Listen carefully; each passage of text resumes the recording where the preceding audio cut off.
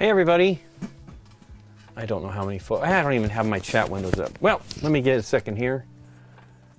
I had a few little technical problems just because of my silliness. I forgot to set a couple of, there's a lot of stuff we have to set up to actually like be able to stream on both YouTube and Twitch. And it's just been a crazy day. We actually had a good Thanksgiving, and but then yesterday Nikki's car had a weird thing happen, so something we got to deal with. Which, her car's nearly 20 years old, so it's not really surprising. Hey Nick, I'm sure it's Nick anyway. Hope you're doing well. Actually, you need to get those guys some stuff. So I want to have Nick over to paint some Tyranids, Termagants with me, because we are going to maybe do some, the plan is to do some on game night. We're going to play some 40K. We may do a two-player, but with actually 4 players, so there's a little bit more discussion.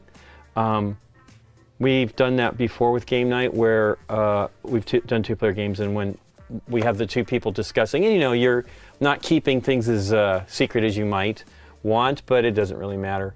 But that is a possibility anyway. So I got the one chat up. Now I need Twitch. Oh, I know. It's funny. You walk away from this stuff for a couple days, and you can't remember anything. I don't even know what I'm on here. I thought, oh, I see here. They changed stuff a little bit on Twitch, which is not a big deal, but boy, when you don't recall and I'm using like a tiny screen here, so not really a tiny screen, but it's not what I'm used to size-wise as far as fitting stuff. Hey Magus, hey David, how you doing? Happy Tuesday. It is a Tuesday. We're doing okay here, but yeah, we got to figure out Nikki's car. We actually got it home, but we probably should have just tried to go to a place, but there is a shop near here that we've never been to, but we'll figure it out. Anyway, I am very excited to actually be painting. I was hoping to get some stuff done yesterday, because I wanted to work on a couple of other minis as well, but I have not done anything with other than Prime. I guess I should cut to the table. Let's do that. Oh, in the wrong window. That's what I get. I have primed the Space Marines. There's like a sergeant and some other guys, and they've all got flamethrowers, which I'm very excited to paint. They're not flamethrowers, but they are essentially flamethrowers. I don't even remember exactly what the name is. I should look it up. I bet it's in the book. But they are all interesting. The sergeant has his holster, strapped on his shoulder, and he's using a bolt gun and hey, look, I made my barrel kind of skinny. I should have used a thicker one. And he's pulling out a sword, a dagger. So let's see how it goes. 10-episode 4K narrative campaign. Sounds like a plan. Hey, Sven Hoffman. How you doing? Cologne, Germany. Wow, we love Cologne. Haven't been back. Well, we were in Germany, of course, for Spiel, and we stayed in Bonn, but we did not go to Cologne this year, which was actually shocking, because there is a couple of fantastic hobby stores that I like to go to, but we were able to do most of what we wanted to do without doing all of that, so which was fine. Ultimately, we got to do more stuff in Bonn, which was great. As I had said before, we went to a painting meetup, which was fantastic, and I do wish we had something like that here. I mean, I'd love to set it up with Nick, but we could do some stuff. He lives a little further away, but goodness gracious, LA, everything's not exactly close. So, but maybe we just do like a painting day every month or so. That would be fun till they're moving, so unfortunately. And I'm very sad about that. but we will still be working with them. Let's see here. Got to get everything set up painting-wise. I did not put much water in here. The one thing I didn't do. I feel that water does not look great, but it's supposed to be distilled water, so who knows. Anyway, so yeah, this is Lieutenant Titus that I painted from the Space Marine, the board game box, which is pretty awesome. I will follow this kind of color scheme. I'm going to change these, actually. I did them wrong. I was using this as a reference, this knee pad thing, and it's not correct. I think there's one here, and it's straight here. So I've never painted Space Marine, Ultramarines, excuse me. I painted some Space Marines, but I actually would like to get onto that. I have a Black Templar army that I've been building for 20 years. Yeah, David, I think her car, what happened was it was working perfectly, and then all of a sudden it wasn't. And when we got into the car and we got to the house, it smelled like something burned, like electronic. So I think something's out. I thought for sure that maybe, because Nikki had worked on the car a couple months back, and I thought maybe a spark plug connector was off, and maybe something burned. So we got to figure that out. She does have the, it's Los Angeles, everything's 20 minutes away. I think, yeah, exactly. Who's smoking when they wrote that line? No joke. I can't, 20 minutes is just a place down the way. If we were to go to Tarzana, that's probably Encino, it's probably about 20 minutes. But Nick has got it 100%. Just got Imperium Maledictum, the latest, oh wow. I mean, you know, Deborah is an RPGer. Now, I don't know that she would do that type of RPG. She's talked about doing a one-off with us for game night. It's just challenging, right? RPGs are for certain people, and some people don't feel creative enough to do that. I think Deborah would be great to help people get into that. So we'll see on that. I don't really want to give her any more work than she's already got. She has as a matter of fact, a D&D book coming out now. I think I saw something. She had told us about it like a year and a half ago, and she's been working on it. And I believe I saw a post about it on Instagram, maybe her Instagram potentially. And I need to buy it. She's going to be here next week, and I probably should have her sign it. Anyway. I know, I would love Deborah to do something like that. I mean, we had talked about something like that at one point in time, doing a show. This is David he's on the Twitch chat, Magus Mandrew. We talked about potentially doing something like that, you know, because she used to do something on Geek and Sundry. And, you know, Geek and Sundry was kind of imploding at that time. Not that, you know, I think that they continued for a bit longer because Becca was involved there. But they didn't...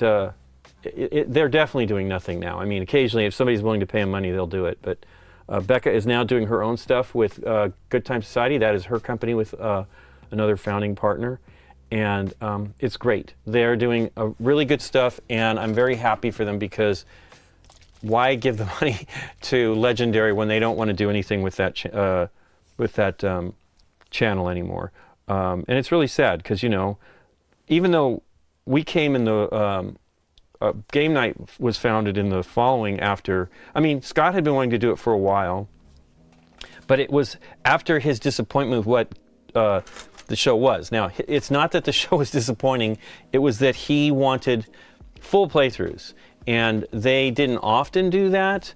Most of the time they were doing, you know, a quicker game, and then they would edit it, and, you know, that's all, it's all great, believe me, it was wonderful production. It's a lot more than we have the bandwidth to do and the money to do, but it just didn't, it wasn't what he wanted. So we started doing our thing, and it's great and it's fun, but it's obviously nowhere near the impact that Tabletop had. Tabletop is awesome. I haven't watched any, I don't think I saw much of the 4th season. I think there was a 4th season. And I should check it out. I know that they had some troubles, but because we knew Bo Radakovich, who was one of the a producer on the show, and he helped choose games and stuff like that. And so he, it was just a terrible mess. It sucks because, you know, that's such a great, there was a lot of great stuff on Geek and Sundry.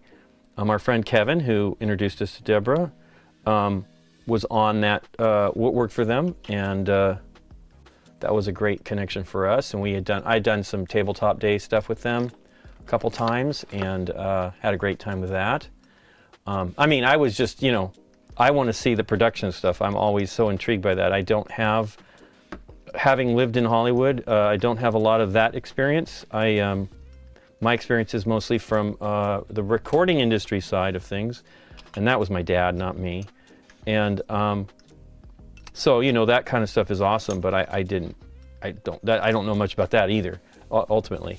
Let's see here. Oh, hey, you're getting your stream together. That's awesome. Triple remove. Oh, hey, I'm missing another chat here. Lee Keel, hey, from Durham, UK. Would love to be there. I was reading, we have not been to the UK for 6 or 6 years, I guess. Probably 2017, maybe. Nikki and I love going there, but we have not been for a while. So, I got these units that I'm going to paint. I'm going to do them blue. I'll probably freehand some ultramarine stuff on the shoulder. Yeah, these are actually all kind of dull as far as the shoulder pads. Now, the thing is about GW, you can go crazy. You can get upgrade parts and things like that easily enough. And, you know, like off of other sprues and change all that stuff. I have some of that, but I believe that these Marines are bigger than the Marines I used to buy. I know that they have the Primaris style, and I imagine these are them. I mean, let's look here. This is a Terminator. He's a lot smaller. Terminator I painted 10 years ago. So Terminator should be larger than this Space Marine. So they have definitely made things larger. It seems about the same size ultimately, right? But the reality is the Terminator should be much bigger. I actually would love to get some Terminators, modern Terminators. Oh, I have the wrong game. Ugh, let me see if I can change that too. That's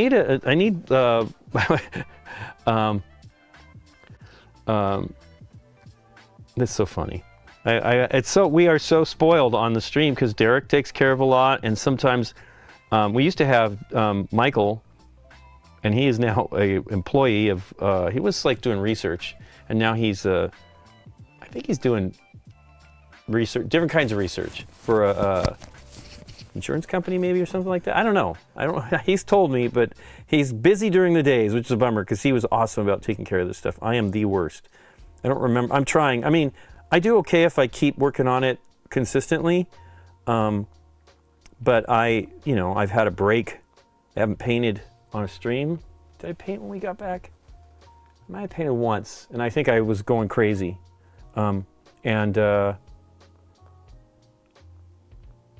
I've not got all the things. This was the reason why I have to look at a photo for this is I never do it, and Scott showed me how to do it. And I kind of vaguely recall how to do it here. It's I think it's something that Twitch does that offers, so that you can say what game you're playing. I'm going to put a very basic one. I'm looking at all kinds of photos now here. This is too far back. Yeah, we had a good time at Thanksgiving. Nikki's family were the ones that put it on this year. And it was good. I mean, I love Thanksgiving. I try not to overdo it, and I overdid it. Probably had like one, I can't remember exactly what it was. I think I had more of Nikki's sweet potatoes. And I'm not even that much of a sweet potato fan, but holy cow, I really love those. And so that I had. I also had 2 bowls of the soup, the pumpkin soup that Nikki's mother makes. And I think Nikki and her mother and her father made that this time. And I love that, so I don't have it obviously once a year, basically, maybe at Christmas too. So then twice a year. Hey, there it is, August 8th. Let me see how to do this. But so yeah, it was good, but and I basically tried to take it easy. Even though we had just come back from BGG-Con, which is fun and you know, exciting and a lot of great stuff. It's still a convention. Conventions are a little bit of like kind of information overload, and so I was trying to take it easy last week, and even though I had things to do, it was fine to, you know. Again, I don't mind. Hey, there you go. I don't mind the craziness sometimes, but boy, I certainly needed it. I needed a break. Now I got to deal with Nikki's car, which will be. It's interesting. We don't have car troubles usually because, well, we've got old cars now, but we just always take care of them. But like, we don't go in that much. We don't drive around that much. Excuse me. And so it was kind of a bummer to have that happen.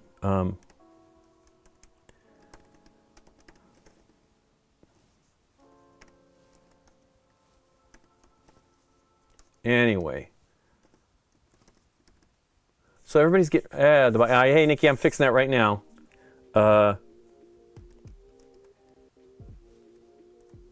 Nikki, now Nikki's telling me. Let's see if it does it. Of course, I misspelled something here.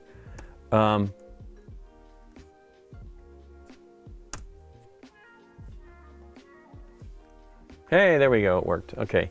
Anyway, yeah, so we're going to try to figure that out. We have one of those ODB, is that what it is? No, that's Old Dirty Bastard. OBD boxes that can tell us what's... Nikki had like, all of a sudden had a flashing error, which was a little disturbing. And so we really should have just gone into a shop. So I kind of feel like I don't have enough brightness on these units, although maybe I do. Boy, they're not focusing in here. Come on. I tend to focus on the main units, giving them the most brightness. Like I want you to see them on the field, although I guess that's good for the competing person as well. So I put a little bit more brightness on this Sergeant, which is what I will focus on right now.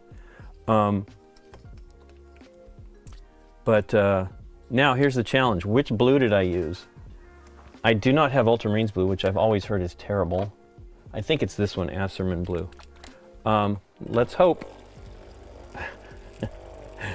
It could be bad news.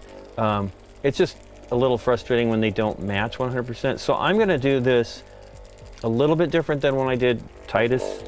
I think that's his name, yeah, Lieutenant Titus. This one, I think I went straight to, you know, I basically want it that bright, but I went straight for that intensity. Although maybe I should. It looks pretty darn good. Let's see. Does that look like it could be the same blue? Maybe. It's definitely not Talisar. But yeah, I don't have Ultramarine. Oh, that's the other rad thing I did yesterday.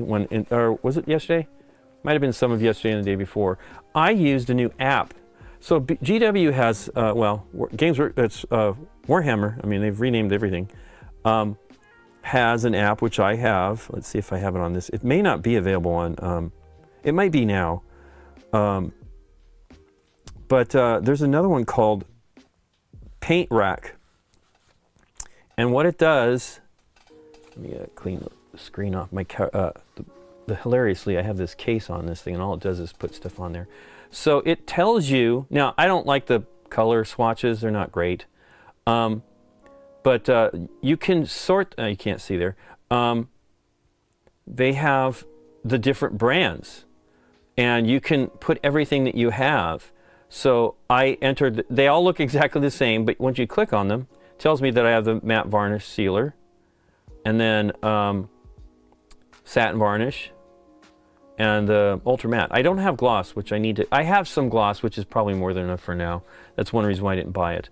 But yeah, you put the different. So I know that everything that I have, and I can filter. So now, right now, I'm filtering only with what I have in my collection. So you know, I have quite a bit of Citadel. I have some repeats. It lets you know. You can indicate how many you have. I think that's contrast medium. It is, and I think that is Lamian medium. No, Apothecary white. See, that's the weird thing about it all, but there's Lamian medium. But it's fantastic because number one, recently I purchased another bottle. As you can see, I have two. Let's find it right here. There it is, two of that one. This Volupus Pink, which I had one already. I thought was the one I needed. But you can make it so that it, now, right now, I generally won't be buying too many colors I don't have, but you can mark it that you want to buy that one. It says, add it to wish list. So I will take that back off. But that way you know that you're running out. As soon as you're running low, you hit that little star, and it's fantastic. And it does a comparison. So let's say, that's a dry paint, which I don't even know is good. Greyhound Orange.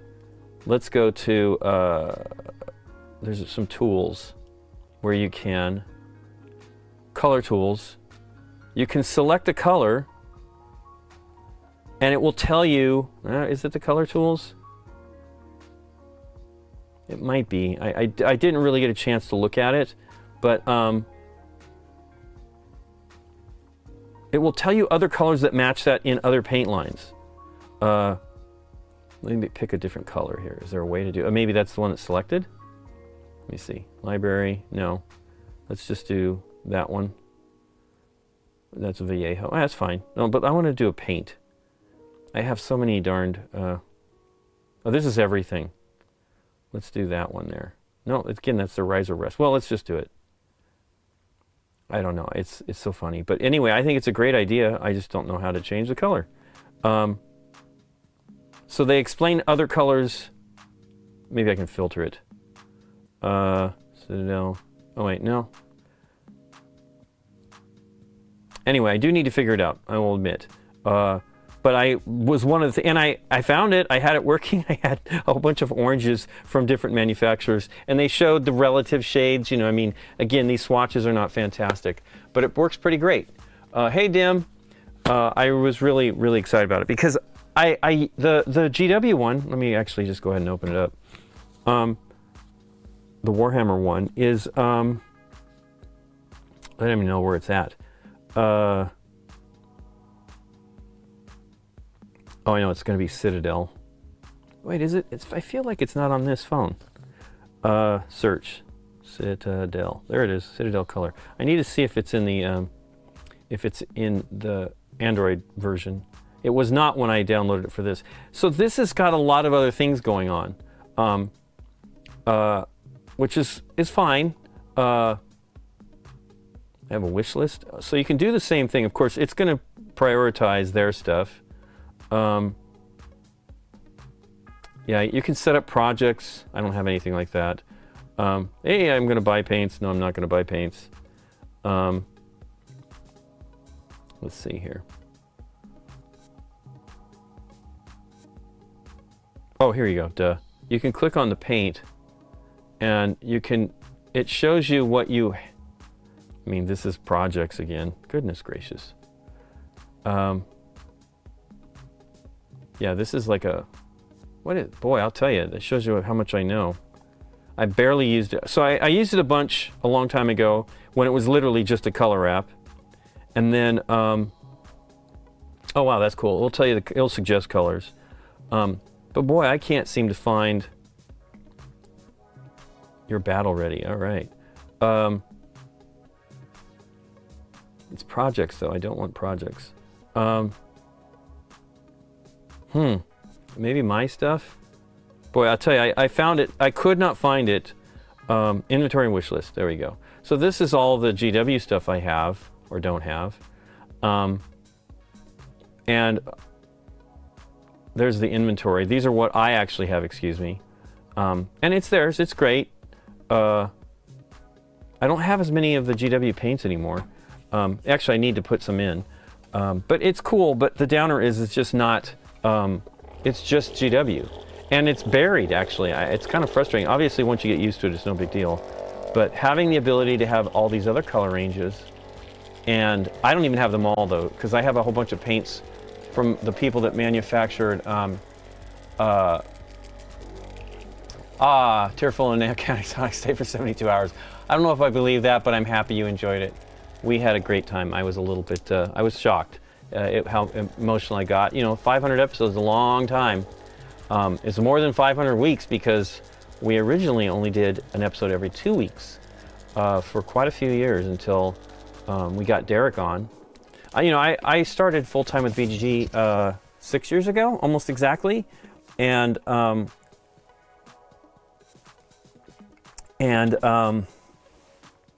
had been working. We had been doing GameNight already for 5 years, more than 5 years, or no, 5 years, and so I was just trying to get my feet under, like get it together, and we were doing convention coverage stuff then, and I would go. My first trip doing that was I went to Nuremberg in 2018, which was awesome, and it was just a great time. We really had learned a lot, and the downer is that convention for us wasn't quite the same anymore. So we decided not to go back after the pandemic. Hey, I need glasses to let me see. And so let's use the new handle. I only have one of these, and I have like 6 of the others. But yeah, they didn't. We went in 2020 before the pandemic was starting. Somebody was telling me at one point, they're like, you wouldn't have known. I go, yes, we did, because nobody went into the Chinese pavilion. They had like a Chinese, because it's a toy fair, and nobody was in there. It was really a bummer. I felt terrible for those people because they had, expense. It cost a lot of money to go to that event as a manufacturer, and or a publisher or whatever, and nobody was going. So anyway, we went to that one, and basically one of the major publishers that we would look at it, their stuff from that event, didn't have anything. They were going to introduce it closer to Gen Con, and that was a bummer. Like, we don't have news from them. I don't know what the story was on it. I do remember the game. Maybe it wasn't quite ready. It went on to win the Kennerspiel. It was Paleo, but it was a bummer to not see it. And so that was kind of for me, that was kind of the reason to not go there anymore. And the pandemic, that was the other reason why we didn't go. And we handled it different. It was hard. It was just Eric and I, and or me, and we were running around. Wow, I definitely think I need contrast medium. So we were running around filming at each booth, and every booth was different lighting, and we're constantly. I'm the technical guy in that situation. Eric doesn't know that stuff, and so I was constantly changing, resetting things, and it was a tremendous amount of effort, and ultimately, sadly, people weren't watching. So 72 seconds. Okay, that's good. Thanks so much. The Bay Area Masto is saying that the 500th episode was left him tearful and catatonic state for 72 hours. And they said, okay, it was 72 seconds, but still. Thank you so much for that, though. We did have a great time, and it was wonderful having everybody around.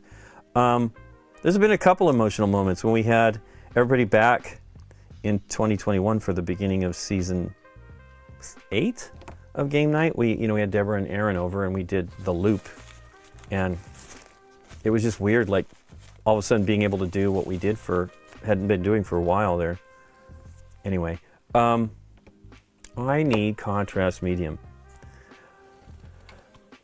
I am going to use the fresh stuff because I think the other one is getting a little too thick.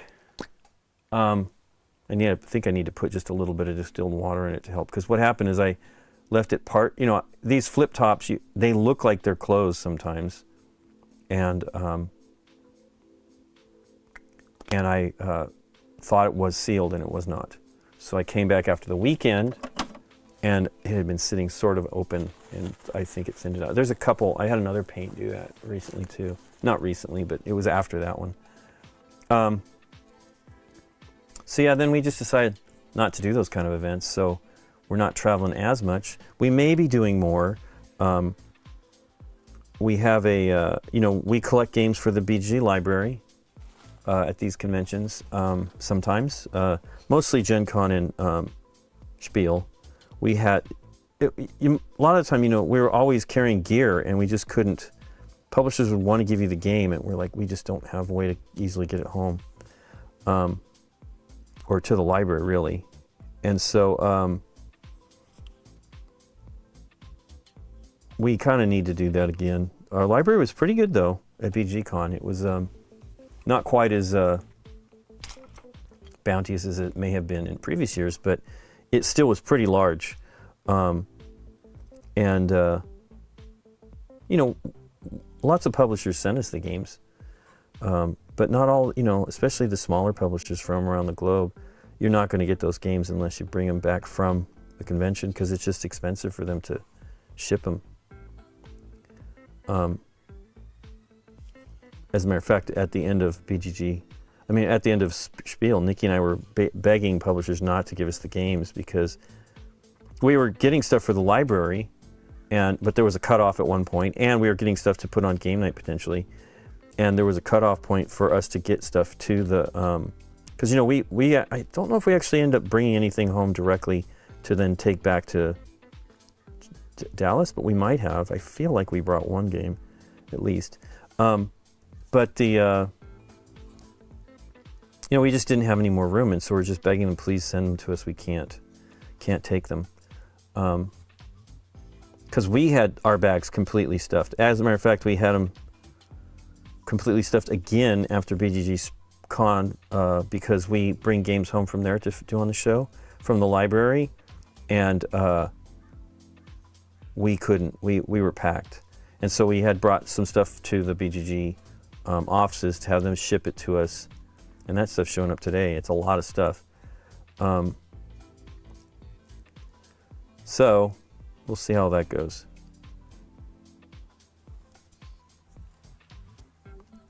But we've been certainly, we're trying to take it a little easier during December. We're still going to film, but hopefully nothing that needs to rush out immediately because we have things to work on. Derek is already working on the advent calendar. Now, this is a little too thin.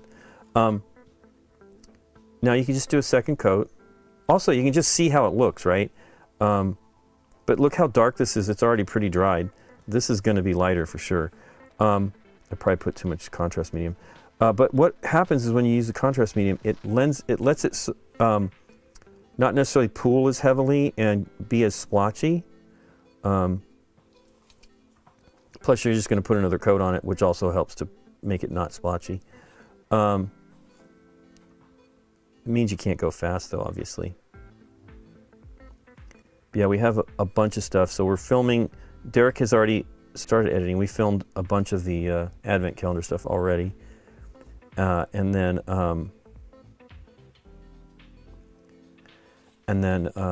that'll have to go out, and I'll have to do those daily, which is a challenge.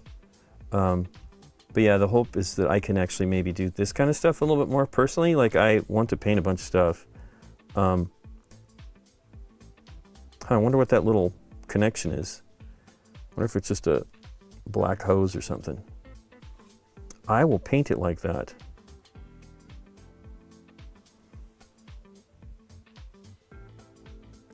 So GW, it's funny, everything's, the Warhammer website and everything, but it is GW still.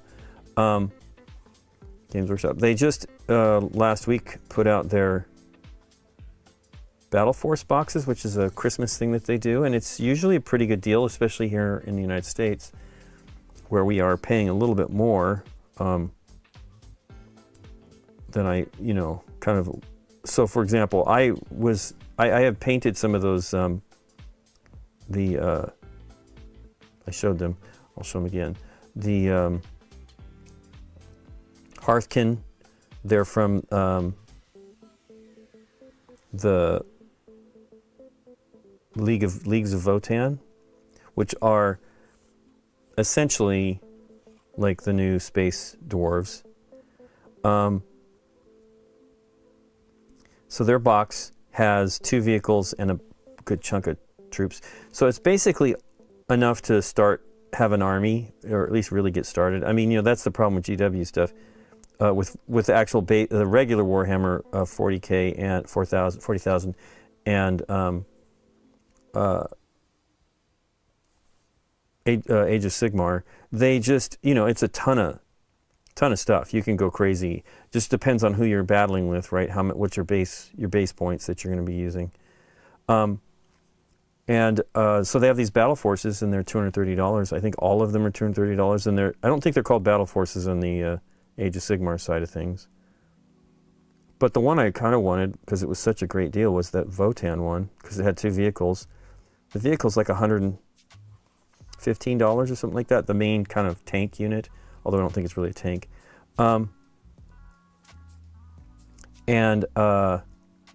It's like 80 something in Europe. So I'm not really sure. It's a very good deal though here, and I wanted it, but it was sold out like very quickly. It was one of the better deals because of that.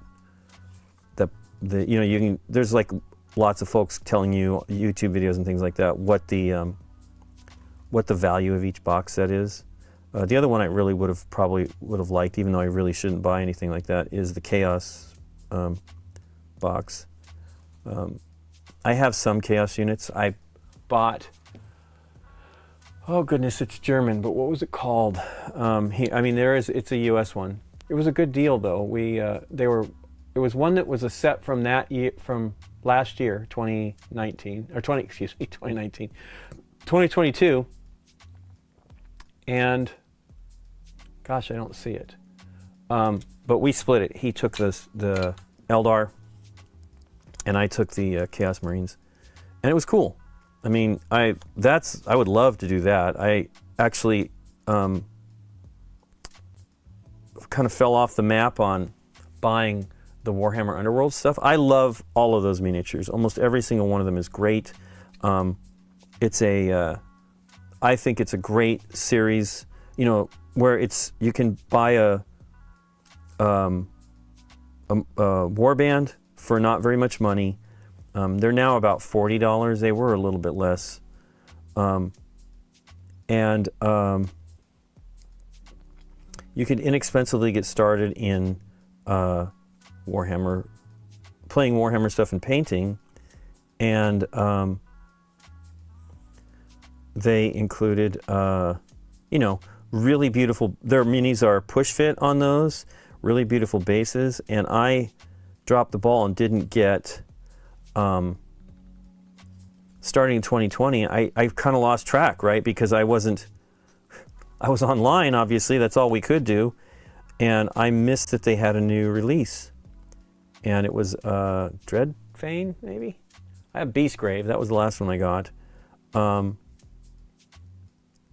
So I think that one came, Beastgrave came out in end of 2019, sounds about right.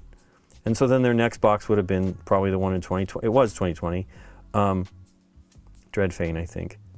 But one of the war bands was the Crimson Court. Well, man, those are some amazing miniatures, and I'm very disappointed I did not buy those. And you can get them because they keep reusing them. They're in the latest Warcry box, the same exact minis, but I'm probably going to get that box, even though it has the exact same minis as these. I have 2 sets of these minis now, and I love these, but I don't need more of them. So I would love to be able to buy that and split it with somebody who doesn't have them, but it's fine. I'm probably going to buy it anyway and still have those units. But yeah, I feel for Age of Sigmar, they tend to reuse their minis. And I mean, who's to blame? Both of those, they're fantastic. Who can blame them? I love those Stormcast Eternals. They're really, really good. So see how pale this is kind of, and how dark this is? But you can't this is still drying, so you do not want to put paint on it. But yeah, the Crimson Court is amazing looking, and I recall seeing them like at the time when I found out that I had missed an army, a release. And so what happens is they have a main box with 2 war bands, and then they do a, sometimes it seems like they're doing less than they used to, like 10 boxes of war bands. And I used to buy them all. I had the first few releases, all of them, and then like I said, I fell off and didn't get them. And now I'm like, you can't get them. If you need them to play in that game, you need the cards.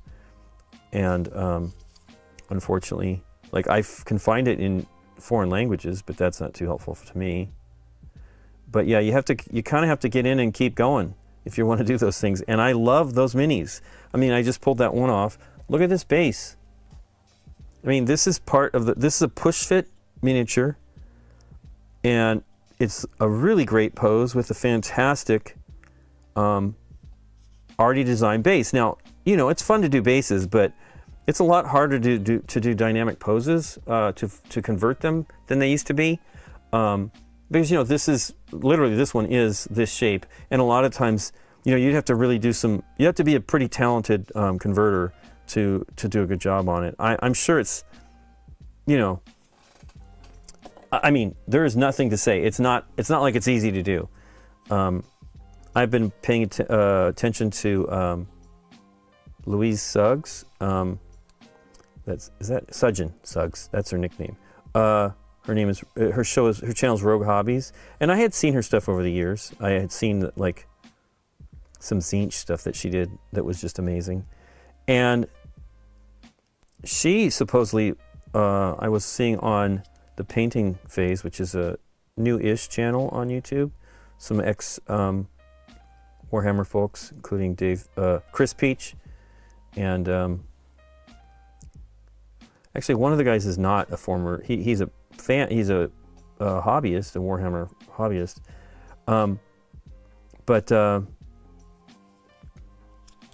she was saying that she was converting. That was her thing first, was to do conversions, and like they're fantastic to see them. So she had developed that skill massively, and I would love to be able to do it that good. But and I've done some conversions back in the day, particularly when they were metal minis. I felt they were easier to do, but it would certainly be easier to cut plastic. Uh-oh, somebody's calling. Hold on. And I just put paint on my phone. We have some work being done on the house, and we're waiting for something to be done. And let me see what this is saying. Oh, hey. Hold on, let me mute you guys for a second.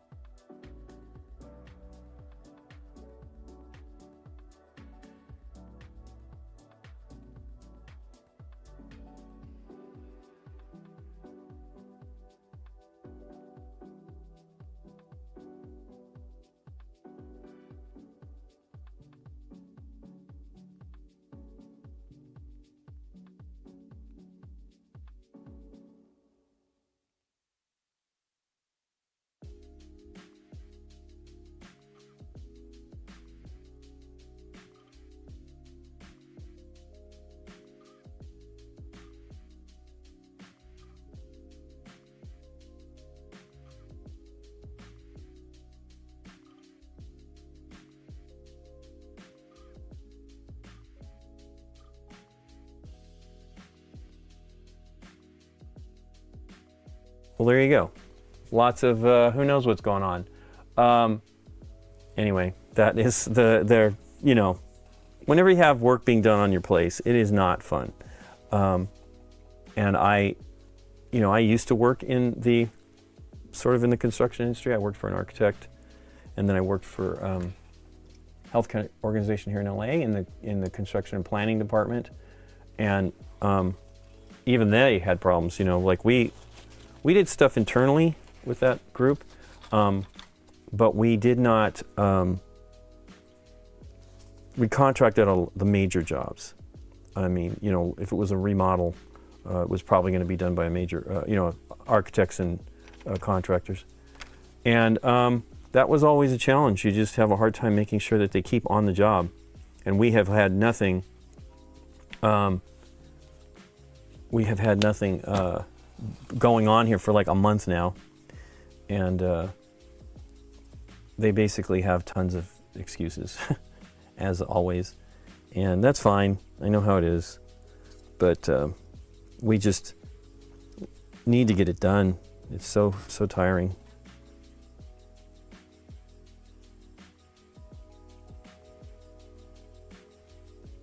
But I wrote, I think this morning, like, what's up? Am I missing something?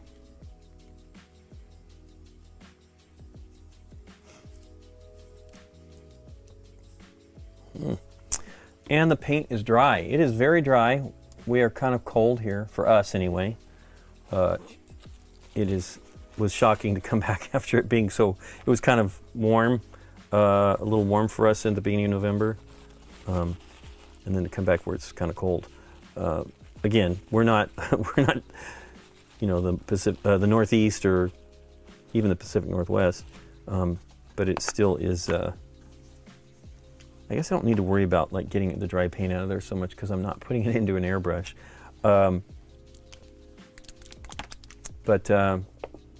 Yeah, hopefully it'll get done.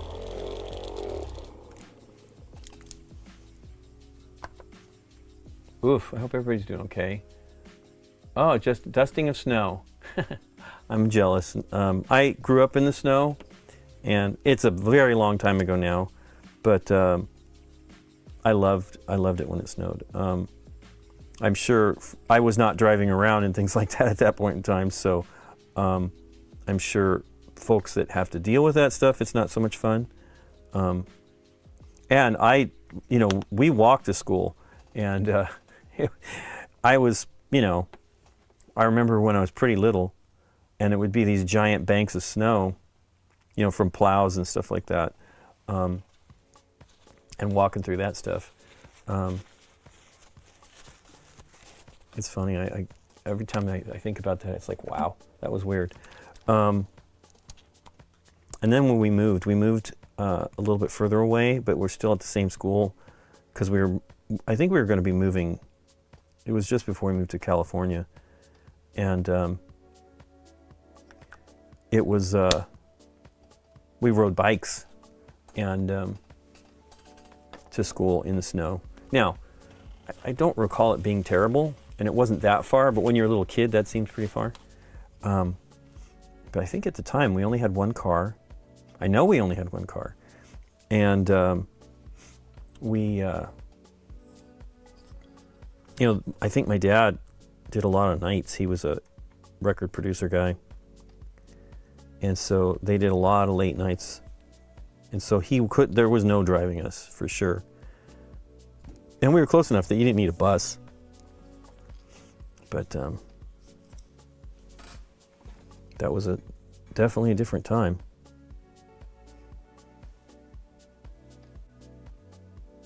But it is cold here for us. I actually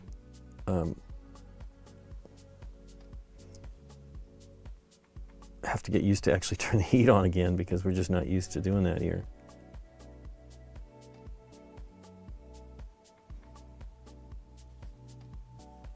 I did see a comparison. Well, so I watched Dana Howell's comparison of the three major contrast style paints. So she was doing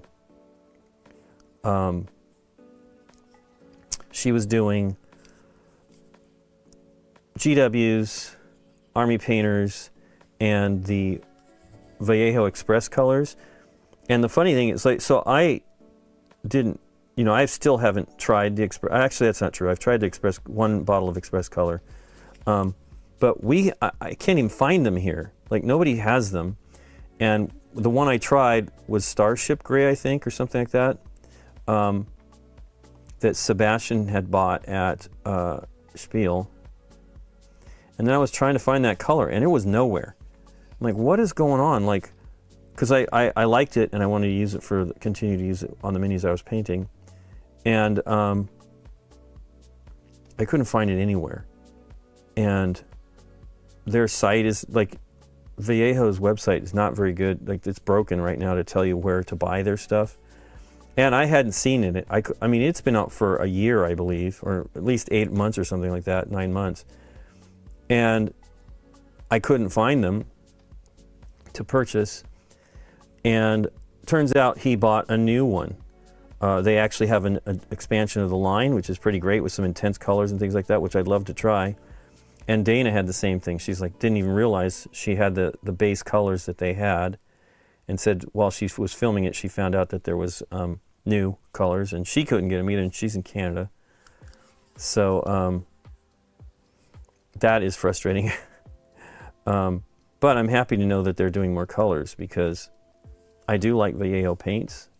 I'm excited about all the new, you know, everybody's doing new, better work on all that stuff. The Army Painter has new paints coming out at the end of this month, or no, end of December, beginning of January and stuff. I don't know how easily they'll be to get, because, you know, they did their original run of speed paints, which I never got to try, although that's not true now, because I did try the orange that I loved. I have that bottle now, Fire Giant Orange. It's this color here. And it turns out that GW probably has a color close to this, which I never even thought about, because I don't see it as an orange. It's that Gryph-hound, is that right? Let me see what it's called. It is called Gryph-hound Orange. It's probably close. I'm gonna have to try it out and see. Maybe shouldn't have bought that other bottle. But anyway, I used the original version of that, because it didn't have the 2.0 on the bottle that the new one does. Wow, see, that's very splotchy. Her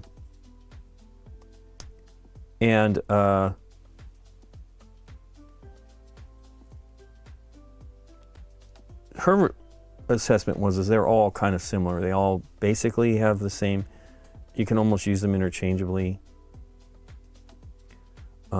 which is cool. I mean, I like the idea that they're pretty solid across the board. She was saying that they were $8 in Canada for contrast paints, and that's what they charge here in the States. So it is not, and it's been that price the whole time. I mean, they're $7.80 a bottle, and maybe she's talking about the discounts online. I mean, Canada has a slightly higher price point for some of this stuff, like we do. You know, ours are. It's weird though. I believe that the euro is semi on par with the dollar, you know, not too far off. And so the differences in prices, some of this stuff is crazy. But, you know, they're getting into the United States. It's a lot of stuff getting, you know, shuffling it around the globe.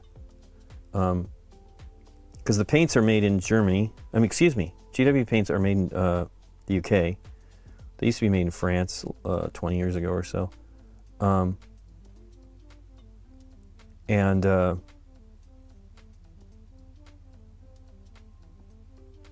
You know, that's, you know, just ship. It's so, logistics are insane now. So, although it's better than it was, it's still not great.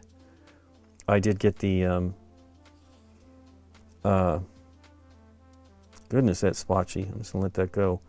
I did get the Gambler's Chest from, I got the whole, you know, 1.5 of Kingdom Death Monster and the Gambler's Chest, and they finally delivered that. And they had to charge another $40 shipping. And I mean, not only did the scope of what they were doing change, because I believe it was just supposed to be some goodies, and it ended up being a full-on expansion, or maybe even the re-implementation of the game, sort of. And so, I just touched that pad. Be careful. Wow, that's terrible. Blues are hard. Like, I don't feel that I have good luck. I mean, they shouldn't be hard with regular paint, but on contrast in particular, they're a bit of a challenge.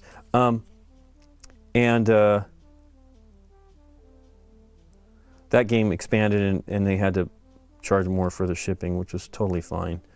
But I mean, you know, it had been nearly 7 years since that was completed. That's how much more they did to that game,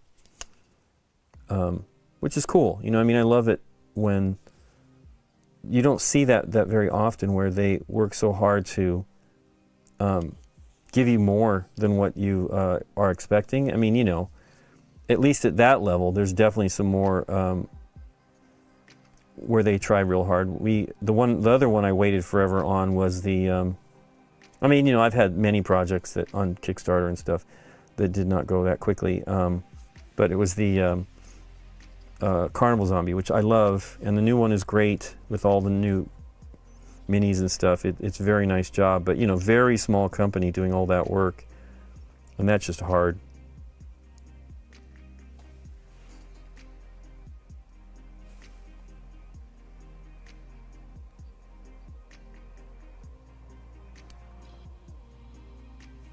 But yeah, I hope that prices normalize out a little bit here, because it's crazy how expensive everything is. Yeah, this isn't as dark, obviously. I mean, I'm using a contrast medium. So one thing I could do is just then airbrush on the quick shades. You know, I mean, you know, the contrast paint, the speed paint, whatever, and get a much more consistent spray. You know, coverage. And maybe I need to do that. I don't love doing that, because then I basically got to cover everything that I didn't want to be that. You know, this figure has a exposed face, so it's got flesh, and I would like to use it as the contrast, you know, with the contrast paints instead of standard paint. Although, you know, I can do that. I'm not. My goal is to just do everything with the contrast style paints, because it can be quicker. Although I watched, yesterday was like a catch up, because I had been away for a bunch of videos, and I watched Goobertown Hobbies show shading. I think they were, what he was showing was that you paint it and then you ink it. I don't think it was necessarily just contrast paints, but I can't remember. I watched so many videos at once there. But he has a point. You don't have to do this stuff. I just like it because it's especially encouraging for new painters.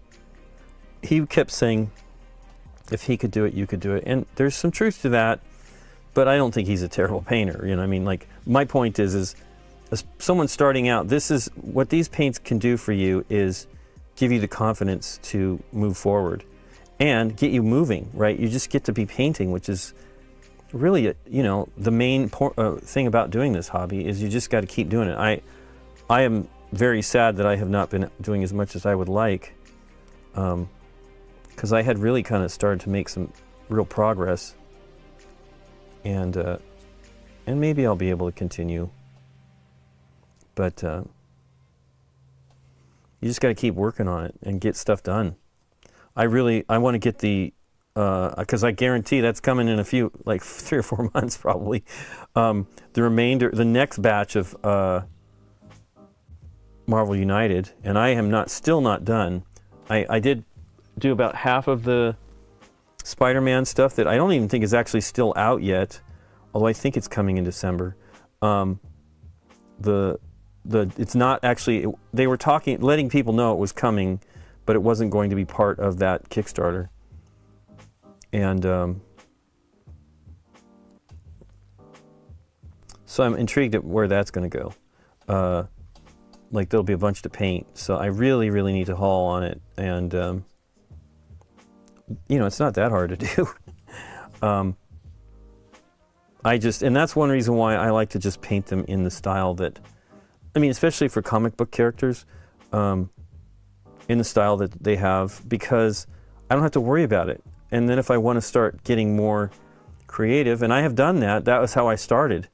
When I first started painting minis, I was an art student, and so I insisted on doing my color scheme.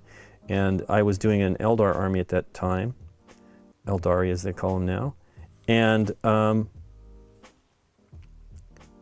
I was specifically trying to come up with my own craft world thing. You know, I wasn't thinking in terms of like the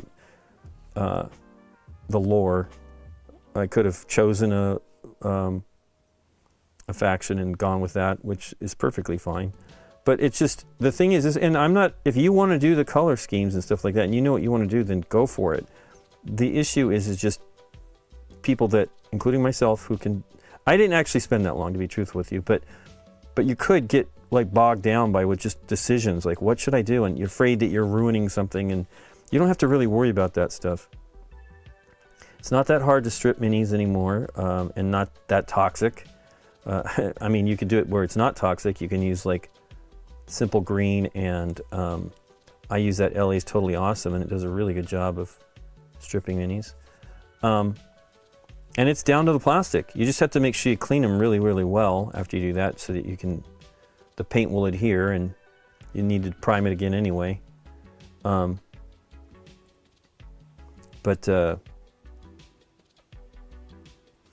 do like watching the videos. I saw another video, Lila Mev did one that was about using a, what did she call it?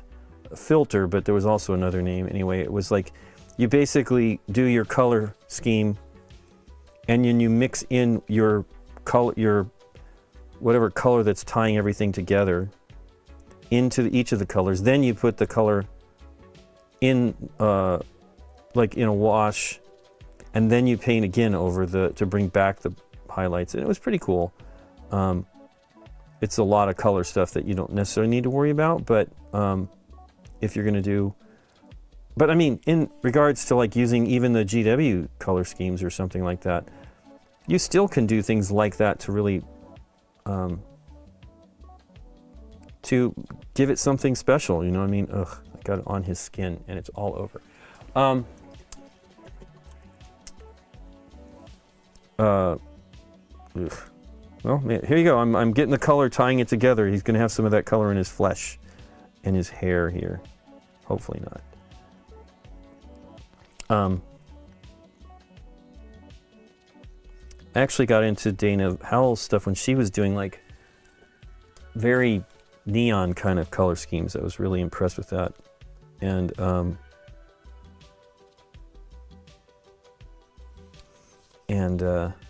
that was, you know, that's exciting to me too, because that's the same kind of thing. You're doing something really out there.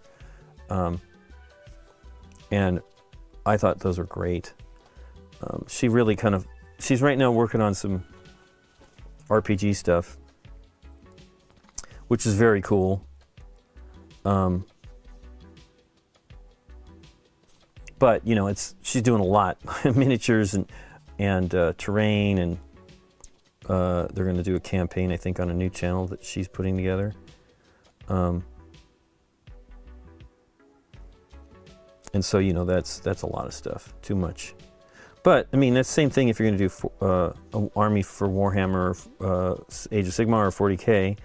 There's lots to potentially do.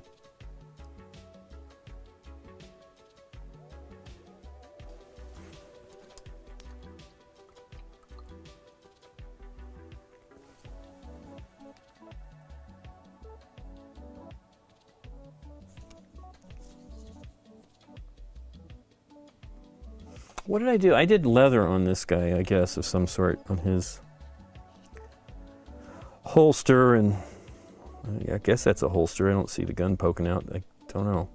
Knife? I don't know. Got blue everywhere. I'll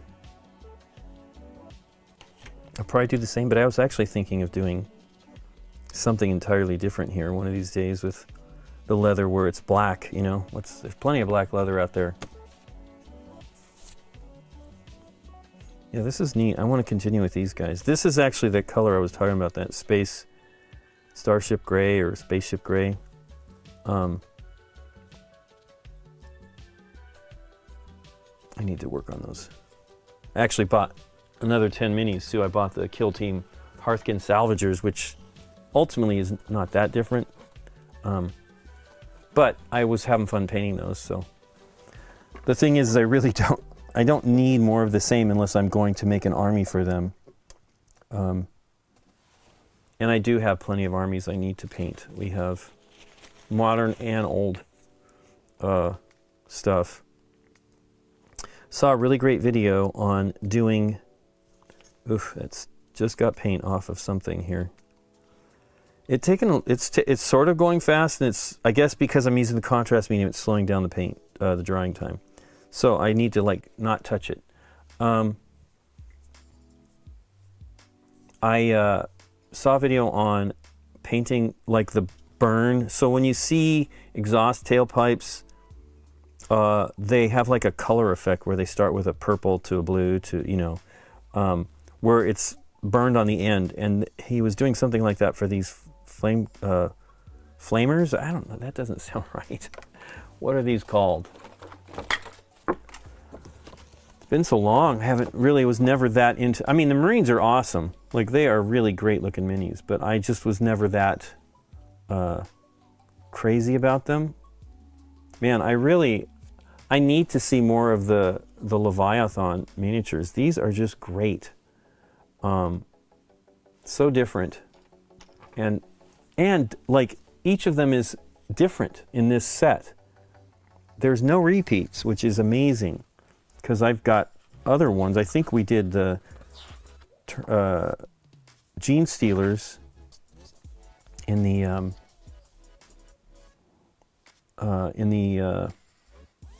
Space Hulk set that I did 20 years ago, more than 20 years ago, and I loved it. I think they were great, but they're I feel that they repeated. It's been a long time since I've seen those. I need to actually get back to painting those as well, so we can play that. I mean, you can play it without it being painted, but it's not as much fun. I would love to see what type of weapons they have. Plasma generator, no. Ah, it's a victory. Victory condition. Have to look it up.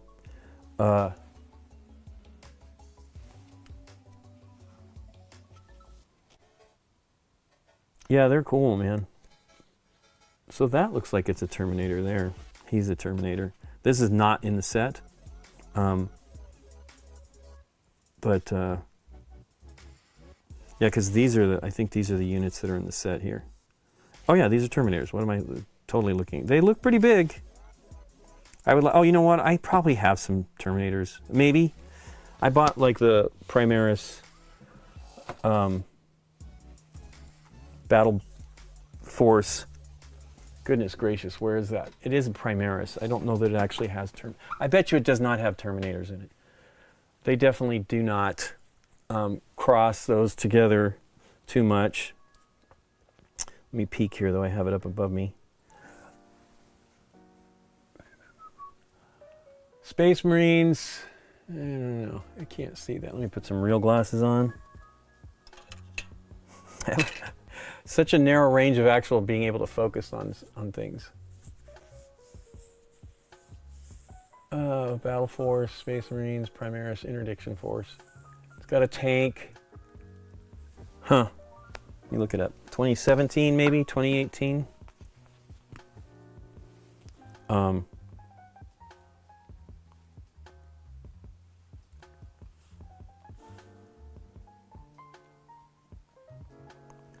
It's funny how there's so much change in this, what they do. Space Marines, Primaris, Interdiction, there we go.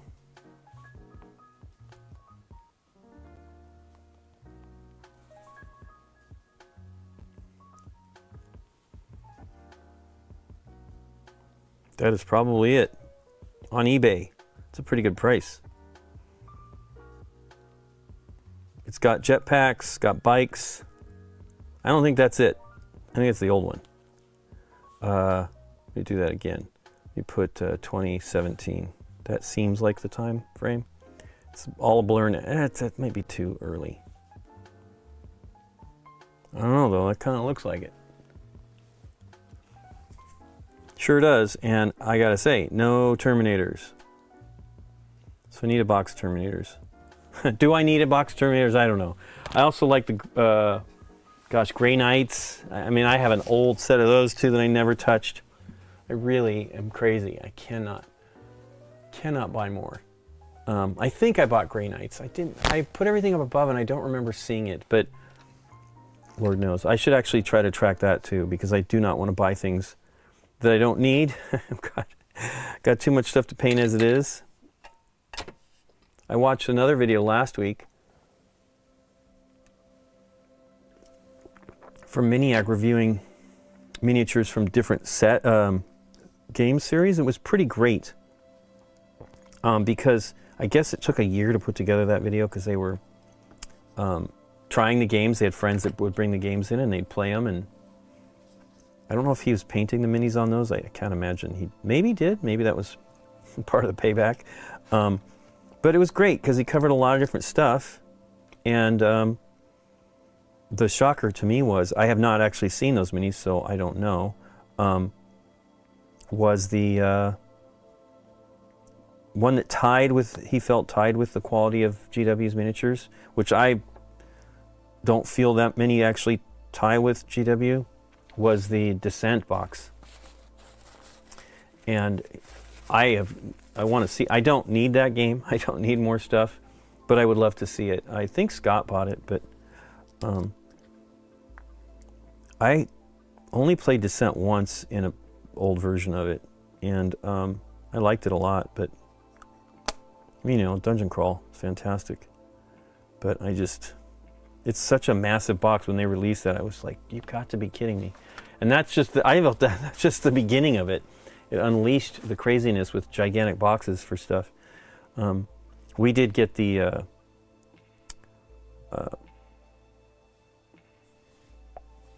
what is it? Castle Burgundy box, which is, you know, was done by Awaken Realms and Ravensburger. And it looks great, but it just doesn't need a box that big. It's crazy to me. Like, we are going to have to deal with more and more games. I thought it was crazy when last year when we got Foundations of Rome, you know. I am excited they are going to do a new game. It is not the same theme, but with the same base mechanism, you know, the base system of Foundations of Rome, which is fantastic because I love that game, but I just can't, you know, you gotta love it if you're gonna pay that kind of money for it. So it won't be as fantastic as far as because it's gonna be tiles and things like that. I wish I could remember the name of it. But I'm very happy because people would like to get that game. And it would be worth it. Oh, neat news. So there's a new publisher. And it was on, Eric posted about it yesterday and I saw it on social media. Happy Camper Games. Jason Snyder, he used to work at GameNight for forever. He has a new company, and his first game, or maybe not his first game, he might have 2 new games coming. But one of them is Trio, which is from, that version is from Cocktail Games, who he has worked with before when he was at GameNight. I would say GW, and that's essentially correct.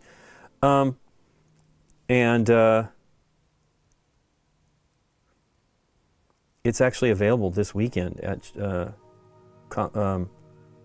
PAX. I wish we were going, but I'm so happy we're not traveling again. Because we've never been. We were thinking about going in 2020. Like, it seemed like that was, Nikki was going to have to go, and I thought, well, I'm going to go because I have never been to any PAX event. And of course that didn't happen. But I'm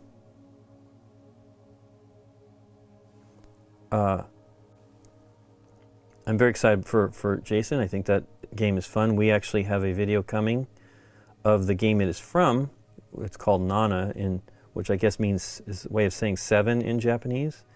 That was what Eric's post said, so I will take his word for it. That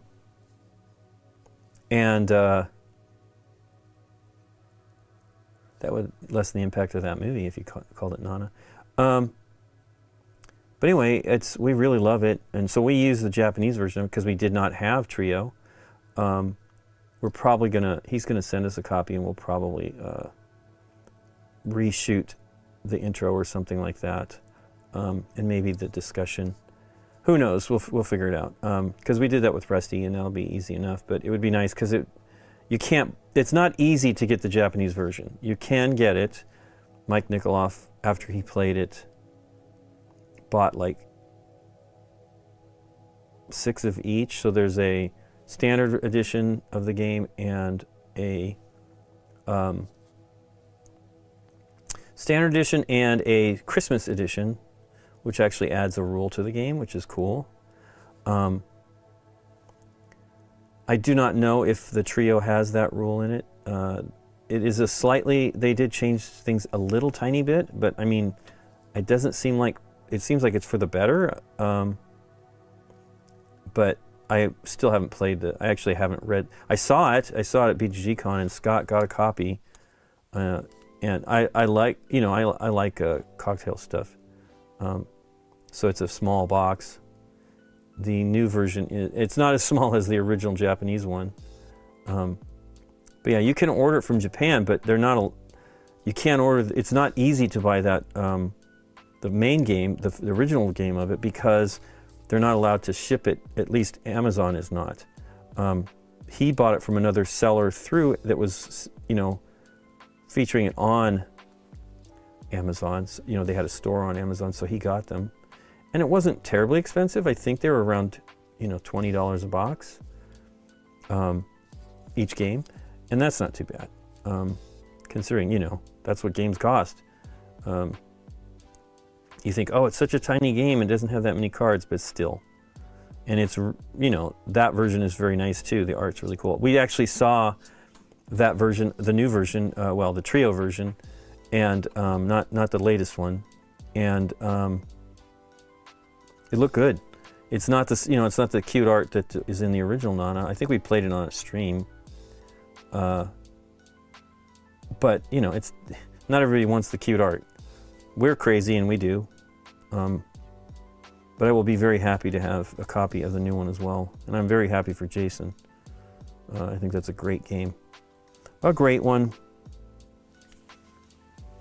I got a copy of the Sea Salt and Paper expansion given to me last weekend. It was the Bombix edition, so the cards don't match the thickness. Oh, wow, so we have that. We have both versions. I mean, we have both Bombix. I have to look at that. I mean, we have, I think here still, the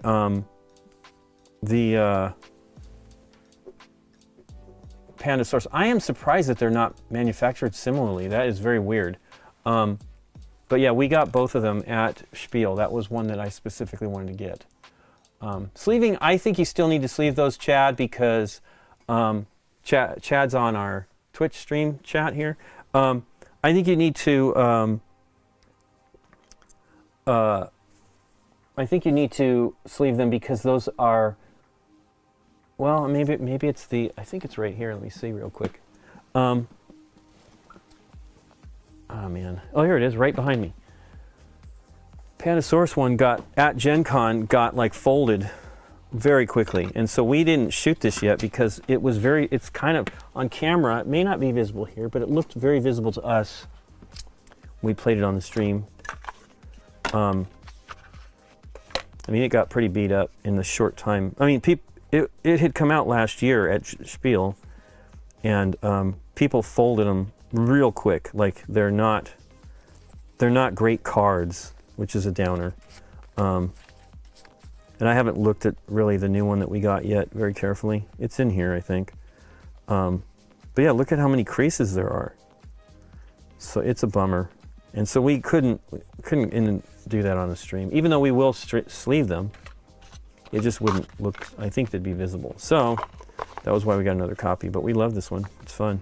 I am really disappointed that it would be manufactured anyplace else. I don't know. You know, I mean, it looks similar. Let me see if I can find the other one here real quick. Put glasses on to see far away. I'll be right back. That's got me wondering.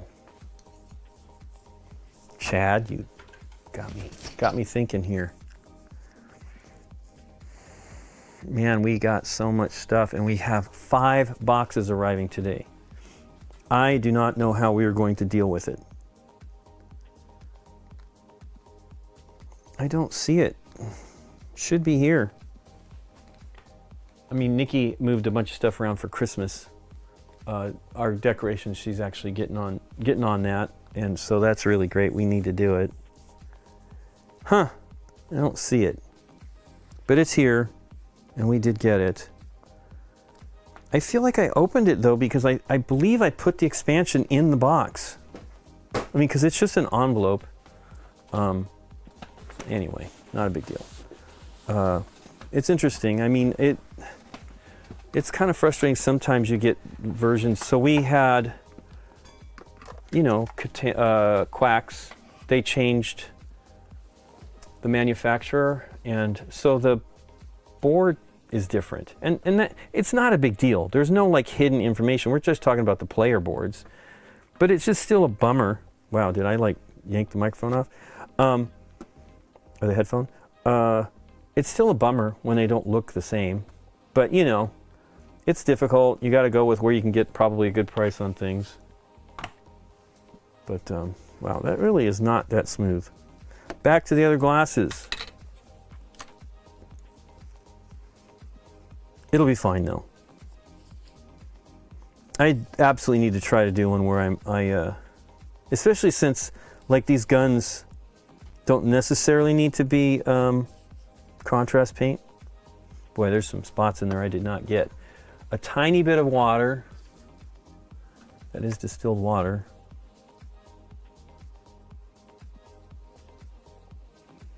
But yeah, it's dry here. That was the whole point about talking about the weather.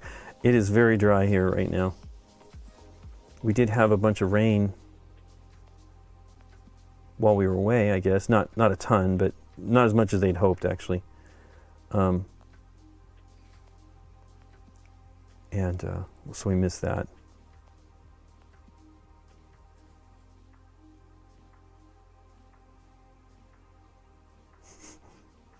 So there, huh.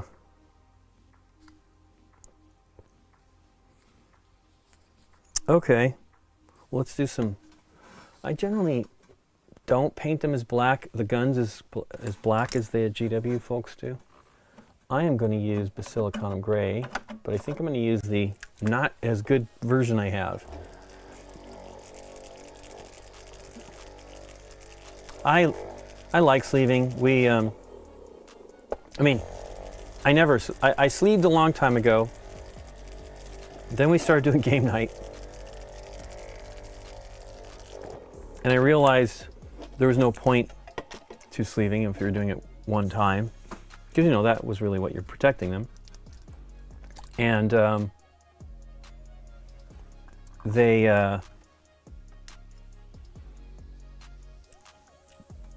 GameGenics sponsored us and they want sleeves. So now we're sleeving and we're using their matte sleeves. And I got to tell you, their matte sleeves are fantastic. I love how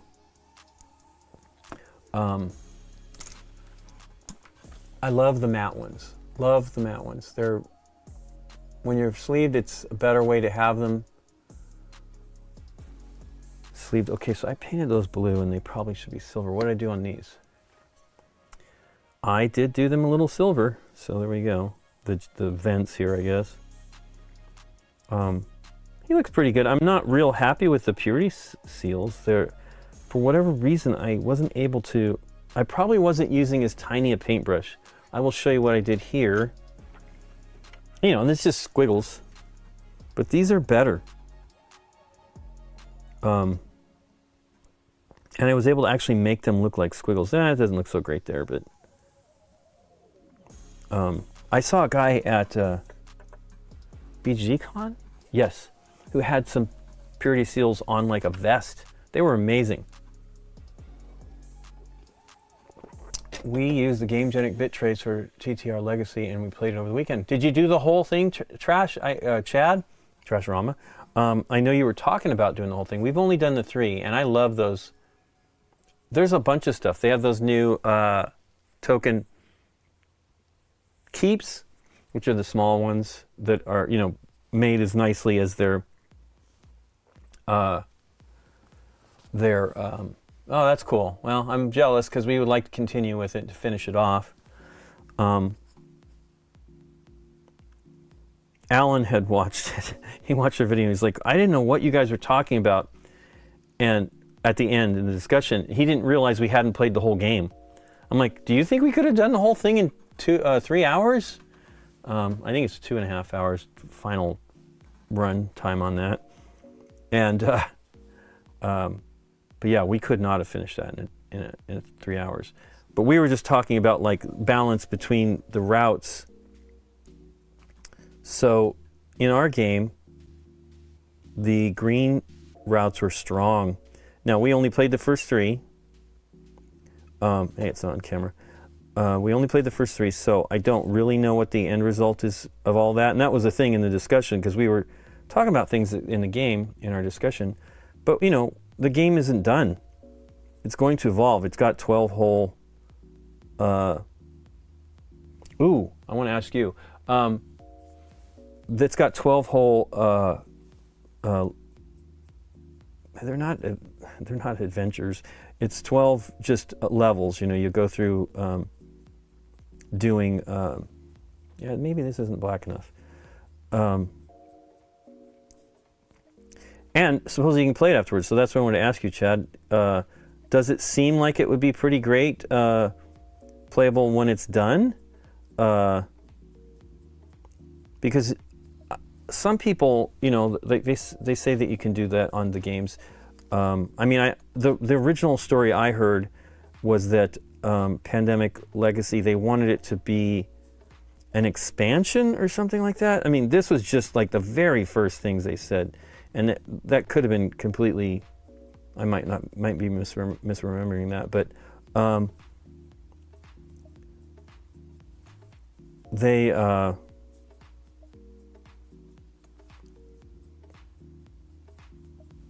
wanted to be an expansion at the end, which I wasn't certain what that would mean, right? And gosh, I think about Chad actually has done a lot of those. He did the Queen, Alea, Queen, what was that one called? Which we never played any of that one. I think we have a copy of the game that was, we got one from the library that didn't get played, I think. Because, you know, it changes. It's one of those ones where you change the board. And I would love to play that one. What was that one? Queen's, not Gambit. 2+ hours at 4 players. Wow, for the whole thing? Oh, the final map. Yeah, 2 hours. That's what I've heard. When we talked to the folks at Days of Wonder at Spiel, they said the last one will be like 2 hours, which is crazy for a Ticket to Ride game, isn't it? I mean, so I'm intrigued about how that's going to be.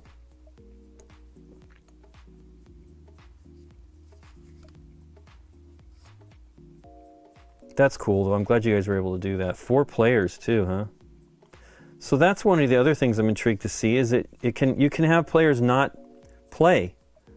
They can, if they can't make it, there's a way for them to keep up, and I don't know exactly what they do to do that. It may not be that big of a deal, maybe just some sort of a, here, give them this, and it's like an average of the other players, but I mean, I don't know. You got to make sure it's sort of fair for the other people that actually played. But I'd like to see how that works. I mean, maybe we'll do that. I don't know if Dave, I just saw he wrote me a little bit ago, but I haven't, I didn't read it. He's up, well, at least he was up north with his mom for Thanksgiving.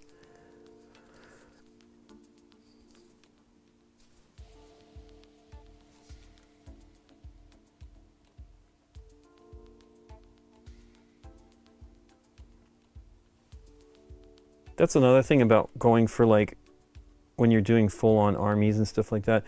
Obviously, you know, the more variety they have in the minis for like the troop units, the more fun it is to paint. But obviously, some of the great stuff is to just paint the, you know, the command units because they're fun. But one thing I thought was pretty cool. That's one thing I really love about Warcry and Night Vault. Warhammer Underworlds and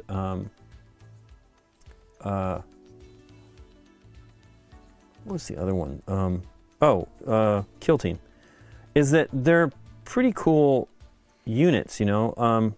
Kill Team doesn't do like the Warhammer Underworlds where the bases are you know, already designed and really kind of beautiful.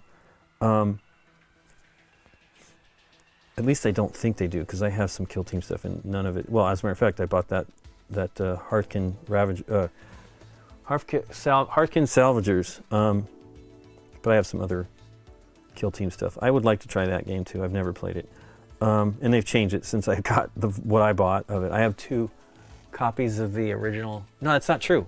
I have 2 different Kill Team boxes with different terrain. I don't remember how that actually happened.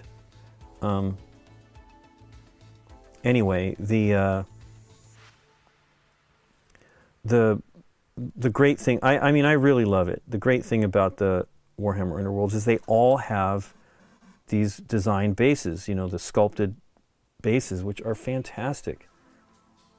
They just look really nice. And so, I mean, I regret not, I really can't think this way, because I just can't keep up with that stuff. It's so much.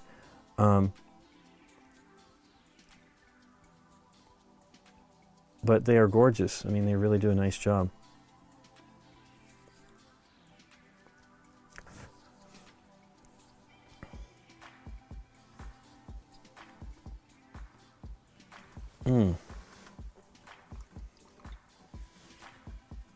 It's literally the best legacy game I've enjoyed. That's fantastic. Chad, what was the one you played with Tom Felber? I can't remember it. The Alea big campaign game. Tom wanted to do the whole thing, and he and Doris did it with him. I was really jealous because I wanted to do it as well, but I think it only handles 4, and you know, we weren't going to horn our way into that, and we haven't played it. Queensdale, there we go. Thank you. I knew it was Queen something, and it looks interesting. I love the little plunger. They have a little plunger to pull pieces out. That was awesome. 20 games in like 2 to 5 days, 2.5 days. That's a lot of plays. So you didn't like that one as much as you like Ticket to Ride Legacy?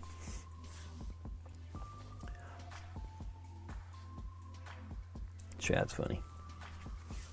I did not see him. He did not come to BGCon. They are in Houston, which isn't that far, but it is far. And you know, if you're going to drive, goodness gracious. And it's hard. For us, it's a challenge because, you know, it leads right into to Thanksgiving, and so last week was really, really hard. Hey, JDev Hoy, like TTR better than all the Pandemic series. Wow, that is fantastic. Thanks for the follow. Wow, that Ticket to Ride Legacy. Well, that's exciting.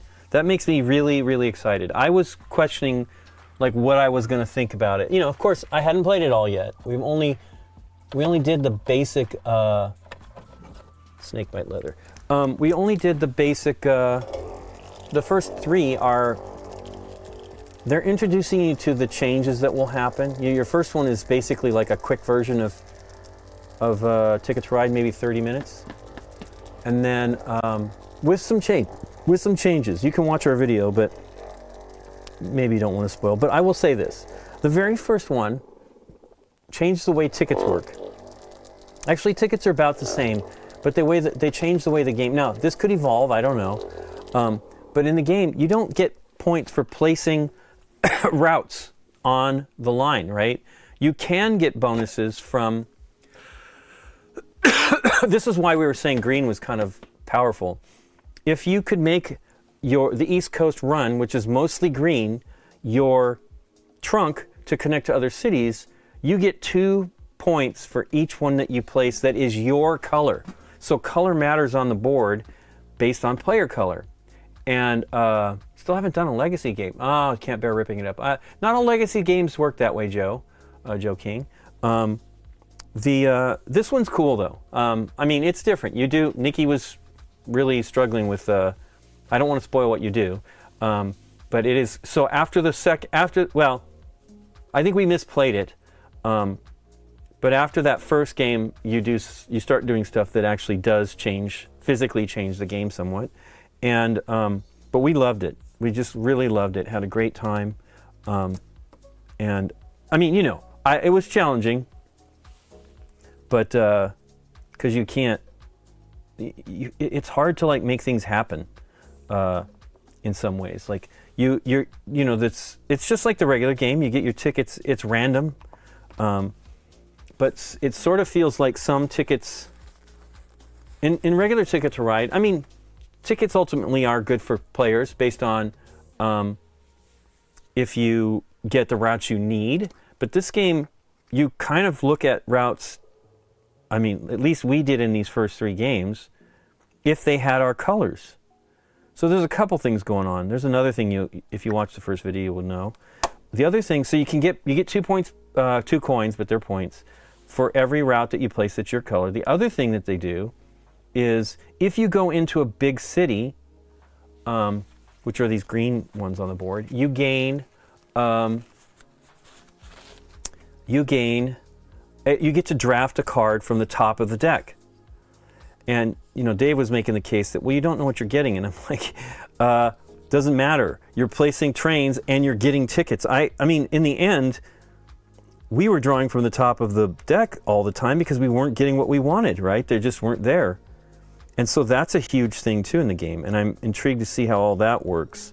There was a story that Dave made a joke that he'd forgotten what it was even going on about, but I want to know what the story is. I want to know how that, because that's one of the things I think that Rob Daviau does really, really well, is the story aspect of the games. So I told Dave, I go, we need to try to continue. I would really like to, maybe when he comes back.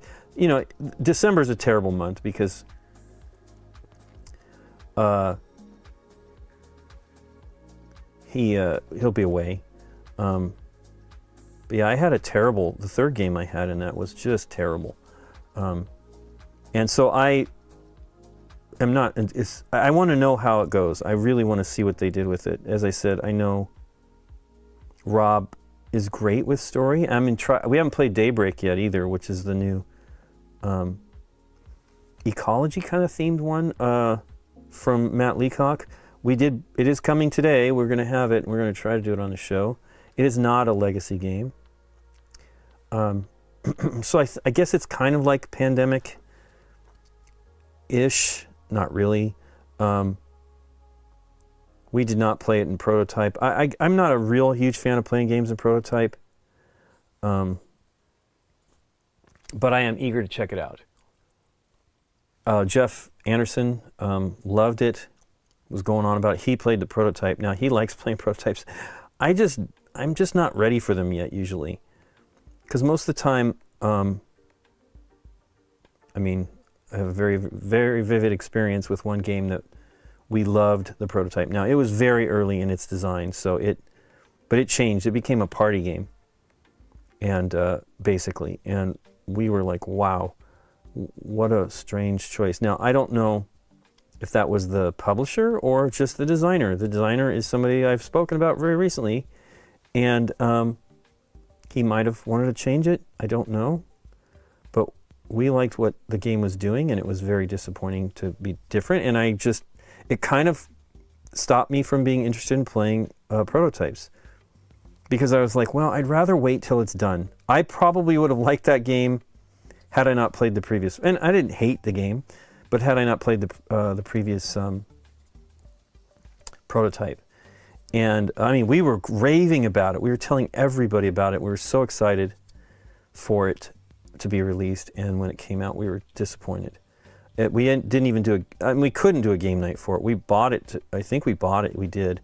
To do it on the show, and it wasn't going to work for us because the way you play the game requires you to change seats and stuff like that, and we just can't do that. And it was very different. It was really, really disappointing. Now, again, I'm judging a game based on a play of it when it wasn't even the same game. You know, it has evolved. They always evolve. I mean, I guess we did play one prototype. Well, no, we played several prototypes before, many prototypes. But we played.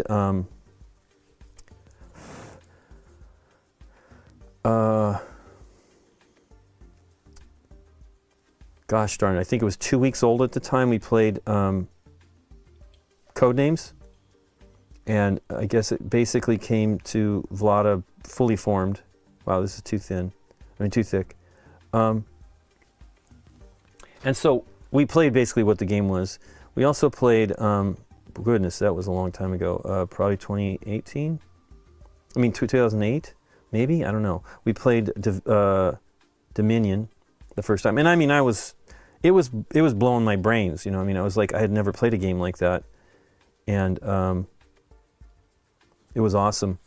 But yeah, we played the prototype of that too, because Dale and Valerie were working on that one. But yeah, I would love to, you know. Wow, that's weird. Why is that one behaving differently? It's from the same batch of paint.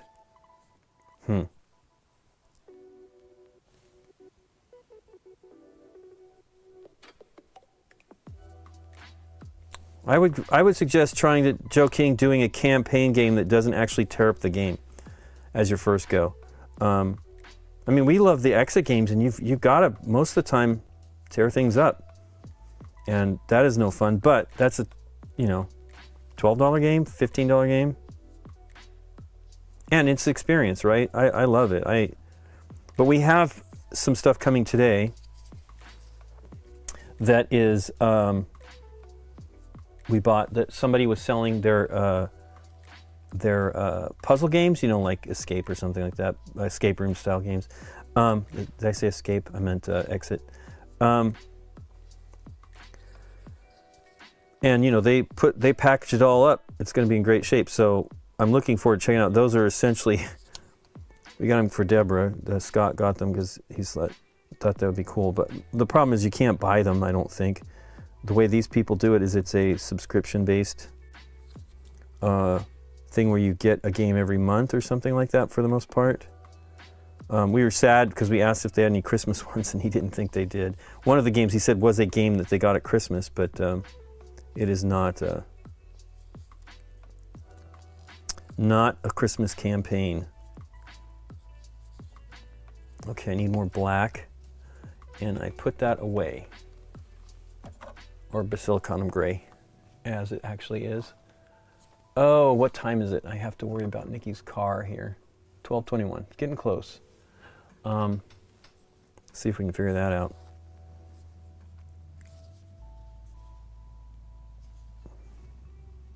Oh, so I had bought the. I mean, I think I talked about it already as far as the airbrush. I used it again the day before yesterday.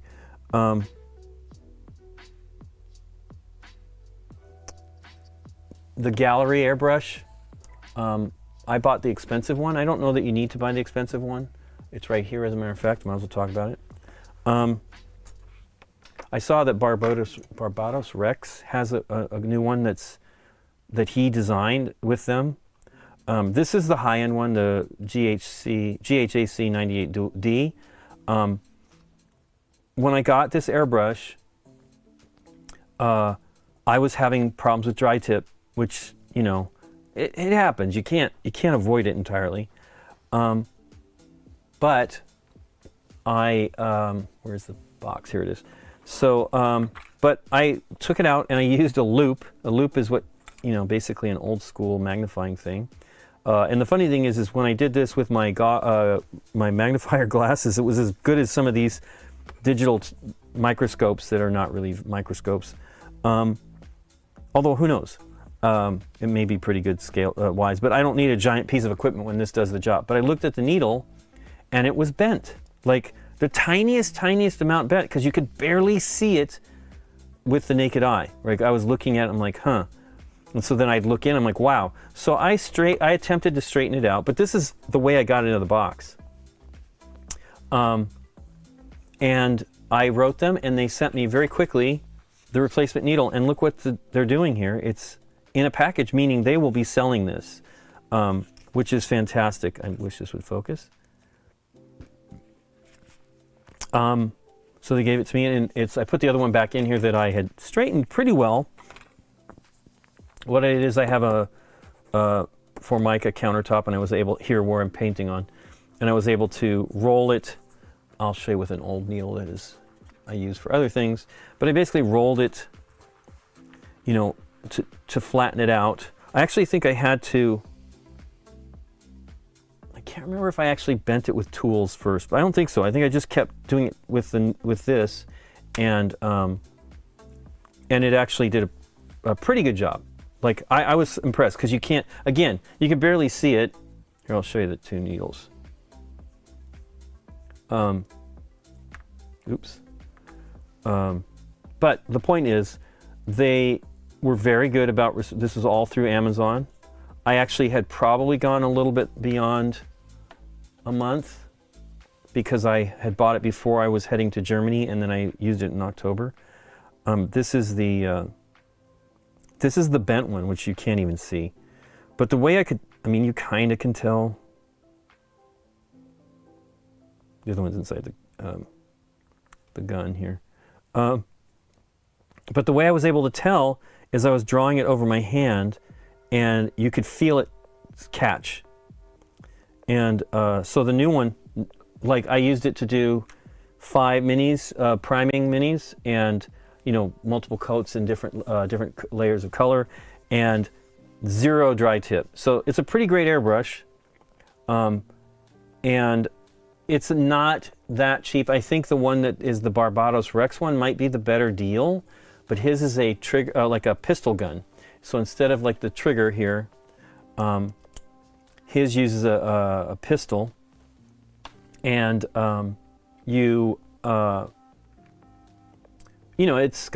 a lot of nice features. Comes with 3 needles, and here's the kicker. He actually has the highly polished cups. I'll show you that here. I knew exactly what it was going to be like when I bought this, because this is $120 for this one. This is supposedly their top of the line, and he has a coupon, which it's already sold out. I didn't see the video till yesterday.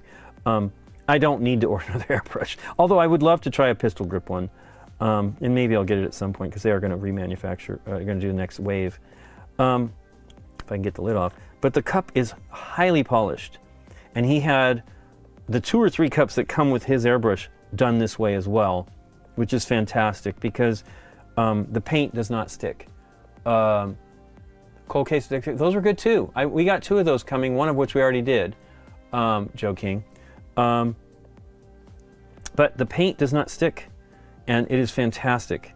Well, it does. If you let it dry, you have to clean it. It's a little bit of an effort to clean, but it's not as difficult as like the standard airbrush cups that I have. Some of my Badger ones are not really phenomenally finished, but it's really not that big of a deal. But I tell you, where it comes into play for me is when you're switching colors, which I do when I'm priming. I go from black to gray to white, or something similar to that. Did I spray brown? No, I think that's what they sprayed in this airbrush when I got it. So they test it before it leaves. I'm shocked that, I got to tell you, that bend is so tiny though that I could see how they missed it. But they're very nice to sent me the new one. I'm very excited they're going to have parts. But that was my point, is that you need to have an airbrush that will give you parts. But my other point is, you kind of want to hold reserve judgment, because the new airbrush coming from Harder and Steenbeck, which they've actually got a whole bunch of them coming. They're going to new versions of everything. They have a new version of their Chameleon, which is a infinity airbrush. I believe that's made of aluminum, which is probably pretty great. I don't have any aluminum airbrushes. Anyway, they have the new I bought the Ultra, which was 95 euros. So roughly around, you know, $100 or a little more. Same money as this airbrush. And it has a bunch of features, and it uses nozzles that are the same throughout their lineup of those. That it's the Ultra Evolution and the Ultra Evolution and the Infinity all use the same nozzles and needles, which is pretty fantastic, meaning you'll be able to get parts. It's a super high-class airbrush from what I've seen. I have not got mine yet. It hasn't arrived yet from I bought the I paid a little tiny bit more for the Squidmar version, which is silly. And you would think it'd be aluminum because it's got the, maybe it is, but I don't think so. It's got like a pretty interesting looking etching on the surface. But there are a lot of great airbrushes out there. These are great. These are available from, I actually paid $85, I think, for this one. You know, with coupons if you wait and stuff like that. I think they had a coupon and it was on sale. It's a very nice airbrush, and I have had zero problems with it. I wonder, I mean, you know, these guys seem to be doing the engineering on this stuff themselves. They don't match other airbrushes. But I have seen an airbrush that recently had a nozzle somewhat similar to that, but this one's different. I should show you that. I showed it on the stream. It has 8 channels around the nozzle to atomize the paint, and it's pretty great. So there's a lot of good stuff that you can do out there and not have to spend too much. Now, these are, you know, you still have to buy the compressor and whatever. That's why I like that one little airbrush I bought with the rechargeable compressor. That's a great one to just do that type of stuff. And you can do some, I mean, I used it with my Badger Sotar, because, you know, Sotar doesn't need a ton of air pressure, and it did a great job of atomizing the paint with it. But so I was talking to the main guy, Ken, at Badger at Gen Con. He was like, don't recommend the Chinese ones. And I will say I understand. They're not that great necessarily, but they are getting better. And these gallery ones are very nice. They are absolutely Chinese made. They seem to be very nice. And I definitely want to, I'm not going to buy any more of them because I really have too many airbrushes as it is. But the problem is now with all these new ones, it's got me like wondering, oh, well, what's this one going to be like? Let's see, I have my Retributor armor in the dropper bottle. That was another thing. So I've been using these dropper bottles, and I did the, I have them right now. I bought them initially for these. It's not in focus.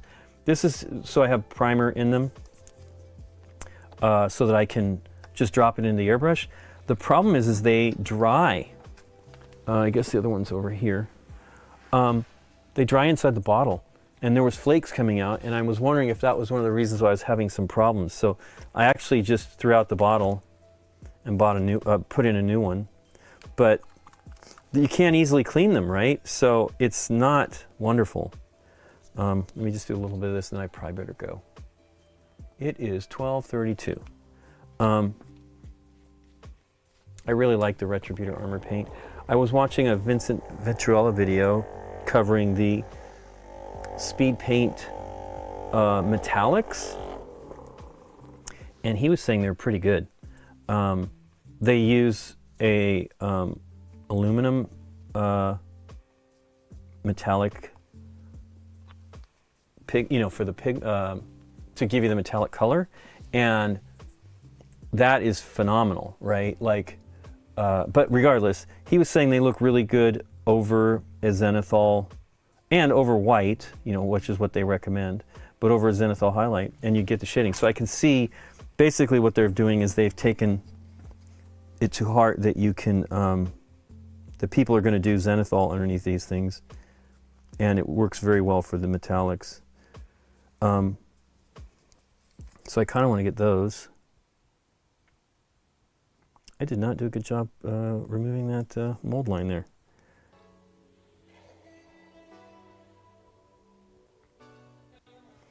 I do like Retributor armor, but that was the other thing. He mentioned that he had a formula for gold that was to look more like 24 karat gold. He was using his wedding ring as the measure of how it worked, and he mixed two I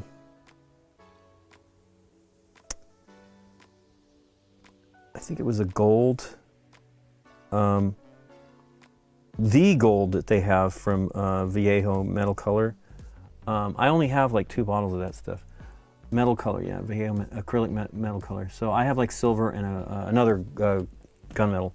But I want to buy the whole deal. You know, there's not that many colors. But anyway, so he mixed those 2 colors. It was like a copper, I think, and a gold. And then he used Green Stuff World's gold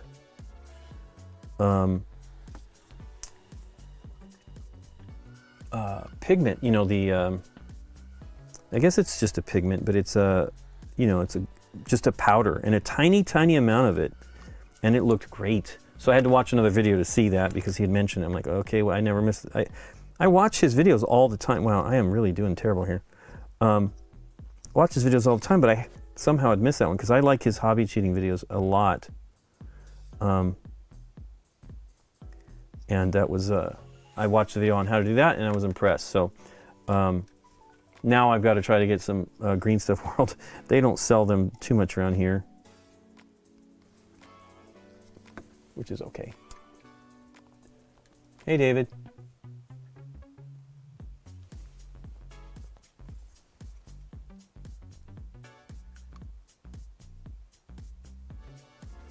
Okay. So what should that be? I guess that should be gold at the top. Well, I can do whatever I want, but I'm trying to do a little bit of consistency here. Again, he's a sergeant, so that's the one thing about metallics, and that's why I like what little I have from here's one of them right here. Metallic colors, they are for airbrush. You know, they are thin, and they go on thin, which that is my problem with gold. I don't thin them. They don't thin very well for me, and they don't look good unless they're thin. You know, you want your paints to go on relatively thin so that you get a smooth coat. And the old GW, I could be misremembering all this, but the old GWs that were made in France went on thin, and I think I thinned those with distilled water. And you know, I don't even remember if they had airbrush thinners and stuff like that back then. I don't recall that. And so they were great, and I love them. I still have my decanted bottle of Mithril Silver, which I don't even know if it's any good anymore. But I wish that I could get those. I was looking for whoever manufactured that. I thought, well, they got to be out there still making stuff, but I never found anything. Found the original GW stuff from HMG, or let me see. It tells me on this bottle here. I have like P3 maybe has it. Nope. Maybe these? Yes. HMG paints. So these are coat to arms, and I believe HMG makes the GW paints again when they went back to the UK. Probably long time they've been doing them. Oh no, they also, for a while there in the early to mid 2000s, must have been mid 2000s, they were doing stuff in China because they did their foundation paints, which I think was basically like the base paints in China. I did not like those paints. That was kind of like my big break in painting minis because they were not fantastic. So I'm going to have to fix that to do this. Well, it depends if I do the sword with the knife with the metallic or not. Well, I'm going to probably wrap it up there. Let me switch to the other cam.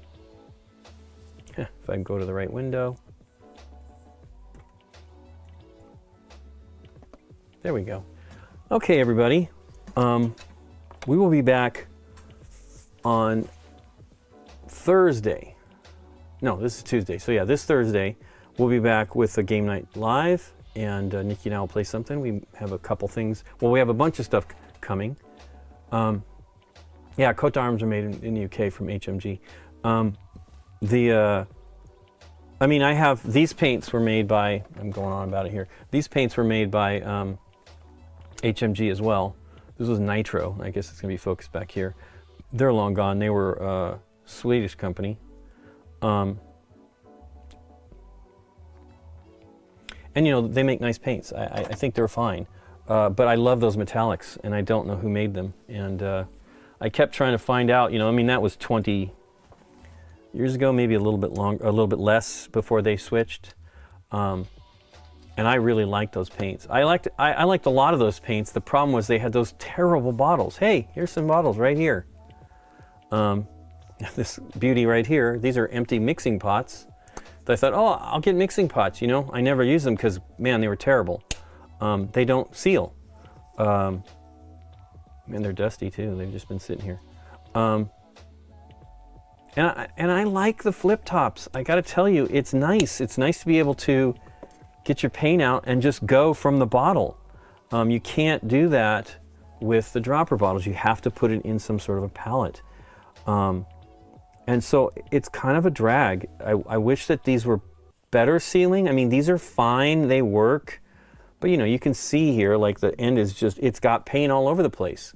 And then it just builds up, and then you can't seal it. I was at Sebastian's and I was digging the paint out of the lids, and he actually decanted everything. He put everything into into some bottles. I think he bought Vallejo bottles from their supplier in Germany. I'm not sure if they're really the new ones. I want those bottles because this is the Vallejo bottles now, and they're clear as all get out, and they seem pretty good. They're flexible. You know, sometimes these clear ones are hard. These are flexible.